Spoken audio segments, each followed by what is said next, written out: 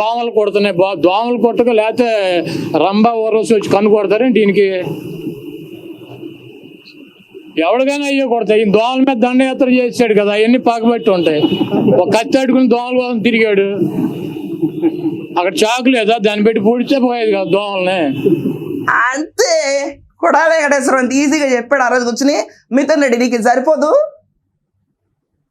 నువ్వు ఎంపీవేగా అప్పుడు ఇలాంటి లూజ్ టంగ్ అప్పుడు ఎక్సీఎం గురించి మాట్లాడుతున్నప్పుడు జగన్మోహన్ రెడ్డి గారి గురించి మాట్లాడలేదుగా మేమందరం, ఒక ఎంపీ గురించి మాట్లాడుతున్నాం.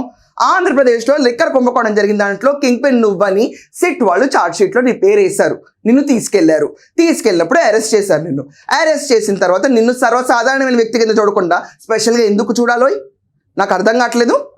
పెద్దిరెడ్డి రామచంద్రారెడ్డి కొడుకు అయితే ఏంటి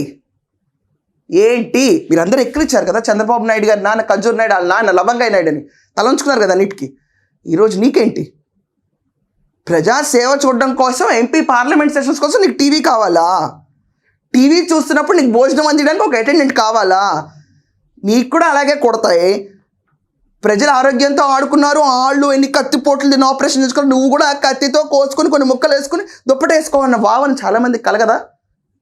కోట్ ఇస్తే తీసుకో, పెట్టుకున్నావు కదా అర్జీ, దాంట్లో కోట్ ఎన్నిస్తే అది తీసుకో. మీకు ఒక న్యాయం వాగిన వాగుళ్ళని మీకే తిరిగి వస్తాయి కదా ఈరోజు, రాకుండా ఎక్కడైనా ఉంటాయి అబ్బా. ప్రతి ఒక్కటి వడ్డీతో సహా మీరే ముందే ఇచ్చేసుకుని కూర్చి జగన్మోహన్ రెడ్డి మోహన్ అన్నాడు అనమాట. ఇప్పుడు పోలీసులు ఎవరెవరైతే ఇలా రాప్తాడు పర్యటన అప్పుడు అనుకుంటా ఎవరెవరైతే ఇలా బిహేవ్ చేస్తున్నారో వీళ్ళందరికీ శిక్షని వడ్డీతో సహా కక్కిస్తా అన్నాడు ఆయన.